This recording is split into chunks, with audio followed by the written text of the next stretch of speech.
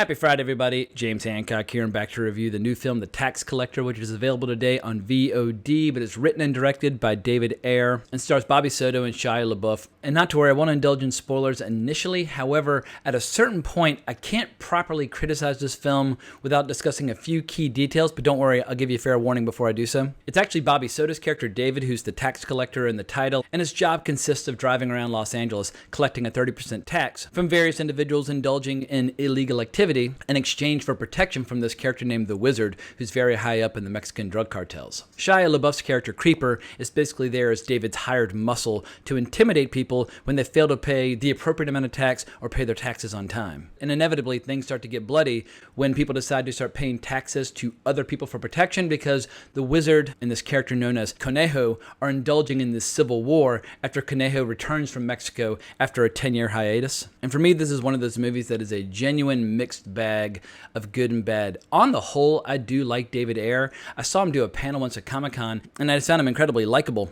And I've seen most of his movies. I think End of Watch is probably the most satisfying for me. I haven't seen Fury yet, which I understand might be his best, but I'm looking forward to seeing his director's cut of Suicide Squad, and I'll be back for Bright too. And I know that's an unpopular thing to say, but I did enjoy Bright, and I'll be back for the sequel. And I think what I like most about David Ayer is that he understands the need for and the value of hard R entertainment. But where I think he sometimes gets into trouble is his writing skills aren't necessarily on the level of his directing skills. I think when it comes to capturing parts of LA where he spent a large amount of his childhood, he really excels at capturing that outlaw culture. On the other hand, his screenplays sometimes feel like they're written by like a 13 or 14-year-old boy with a little bit too much testosterone, where instead of writing memorable lines of dialogue, he'll just have his characters scream fuck a lot. And I have no problem with the F-bomb. However, if it's used as a substitute for good writing or genuine emotion, then you can run into problems, and I think this film absolutely does. But I think the biggest stumbling block for this movie is Shia Labeouf as Creeper. For people who follow my podcast, Wrong Reel, you'll know that I'm not a fan of Shia Labeouf. However, I am perfectly willing to acknowledge when he does a good movie like Nymphomaniac with Lars von Trier.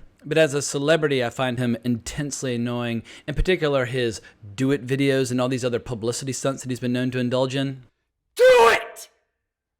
Just do it! But he's obviously got some talent as an actor, but where he really gets into trouble with this film is with this accent that he slips into and out of with no real rhyme or reason. A lot of people got mad on social media when they first saw the trailer because they thought that Shia Labeouf was playing a character of Mexican descent here in America. But then David Ayer got on Twitter and mounted a defense of what the character's background actually is. They don't really explore that in the movie, so I feel like as a director, if you feel that strongly about the character and his origins, they probably should have found a way to include it in the film. But I couldn't be further from somebody who indulges in recreational outrage on social media, nor am I a fan or advocate of cancel culture, but I have absolutely no problem judging or criticizing a film on its aesthetics, and I think Shia LaBeouf's performance in this is kind of terrible. The film tries to set him up as the ultimate boogeyman. Basically, he's the devil that everybody in Los Angeles is afraid of, and it's what keeps people paying their taxes on time. And Shia LaBeouf is doing everything in his power to come across as hard and as tough as he possibly can. And because he's a total dumbass in real life, he decided to get a tattoo across his entire chest in order to get invested in the character. Some might say,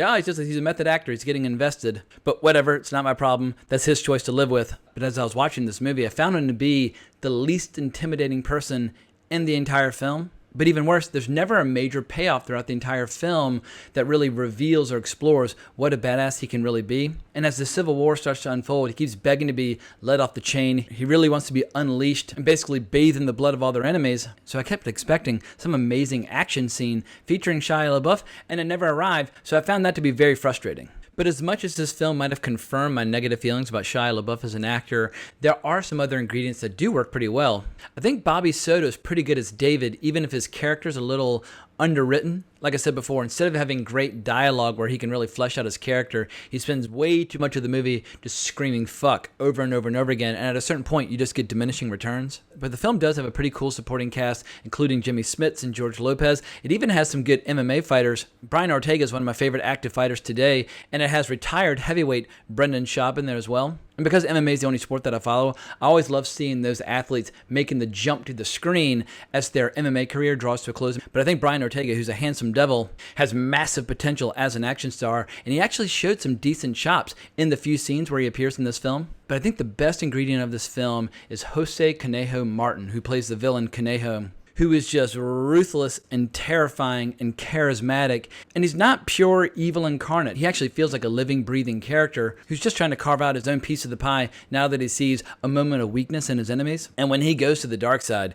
he really goes for it. There are all these crazy rituals involving sacrificing of chickens and cutting people's throats, and it was some really fun, interesting stuff. He basically would fit right into David Ayer's previous film, Bright. However, there are no supernatural ingredients involved with this character. And I also enjoyed the character Bone, played by Clee Bone Sloan, who's popped up in a couple other David Ayer films as well. But he leads a local faction of Bloods, and one of the more heartwarming and entertaining aspects of this film is his kind of watchful friendship with the character David, because while David's organization and Bone's organization, while they do business together, they don't exactly trust each other. But there's this great scene where David rescues one of Bone's people who's about to be tortured to death and disrupt all their business dealings. And that mutual respect between these two characters feeds into a very dramatic payoff at the end of the film.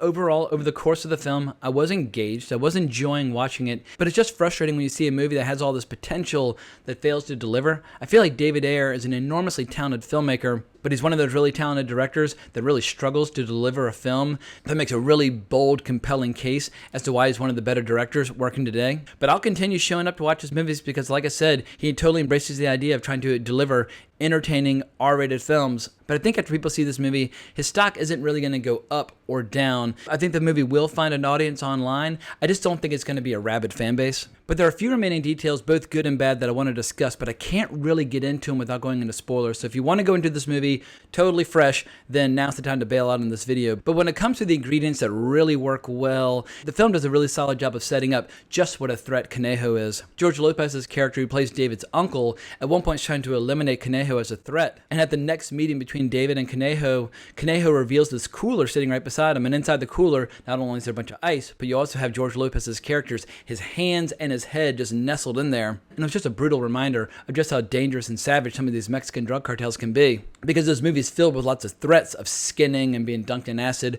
but that was one of the moments that really made it abundantly clear just how dangerous these characters can be. And then probably the most visceral scene in the entire film, Shia Labeouf's character Creeper gets captured, and Conejo calls David to taunt him over the fact that they're basically torturing his best friend to death. And we see Shia Labeouf's character basically nailed down to the floor, slowly but surely being beaten to death with a hammer up and down his legs, before finally Conejo stomps in his head with this giant splatter of blood. For people who don't like Shia LaBeouf, I'm sure that scene's going to get converted into a meme.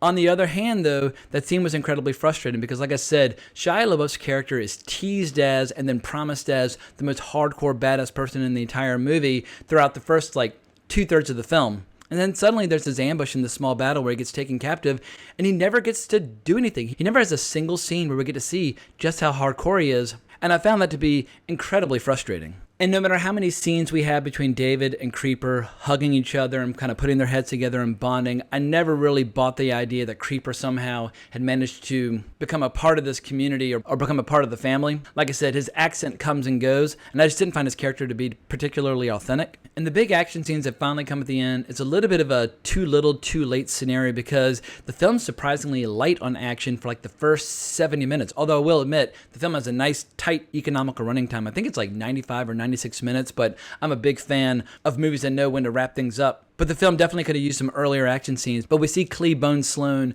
teaming up with David's character, basically to pay back the favor that David paid him earlier in the film. But they team up and start taking down Conejo's people. And at one point, they grab one of his guys and they're dragging his face along the road as they're driving down a highway in a van. And that was absolutely savage. And there's a big shootout at the end that's a lot of fun to watch as well. But even with the climactic battle between David and Conejo, the film kind of drops the ball because throughout the film, we've been seeing David training in Brazilian Jiu-Jitsu. We've been seeing him working on his grappling and his ground game and how to get out of certain positions. And then at the end of the film, in this big climactic scene, Conejo's got David on the ground in the bathroom. They're fighting, and he's got him in a similar position. And David's having flashbacks in his head of how he was taught to get out of that position. But then instead of using the actual Brazilian Jiu-Jitsu technique that he was taught, instead he just grabs the lid from a toilet and hits Conejo on the head. I was like, wait a second, why did you tease all that earlier stuff and then build toward this moment and then you don't actually use the submission that he was taught? It just doesn't make any sense. if you're going to plant those seeds, there needs to be some sort of payoff at the end of the film. So I just felt like the writing was very sloppy. But if people want to see something that came out recently that explores similar terrain but in much more compelling fashion, I would recommend the show Too Old to Die Young from director Nicholas Winding Refn. That show's a little bit more non-linear and abstract and experimental, but when it comes to its depiction of Mexican drug cartels, it's way more hardcore, way more compelling, and it's found to be a much more interesting deep dive into the Mexican drug cartel culture. Or you can just watch Better Call Saul, which is one of my favorite ongoing shows. But as always, I encourage people to make up their own minds, form their own opinions. If you watched the trailer and it looked interesting and you've liked David Ayer's past work, absolutely give it a go. But be aware of the fact that going into it, there are going to be some really annoying scenes that irritate you. In particular, one scene about religion versus evolution between David and Creeper that I just found to be completely ridiculous. But because I am biased in a negative way against Shia Labeouf, perhaps that colored my overall impression of the film. Do it! Just do it! But I think I'm starting to repeat myself, so I'm going to go ahead and wrap up this video. Hope you enjoyed this review. If you did, please consider subscribing to the channel, hitting that notification bell, and if you want to talk more about David Ayer or Shia LaBeouf or whatever, you can always find me on Twitter at Colbrex. But I hope everyone has an amazing weekend, but more importantly, as always, onwards and upwards.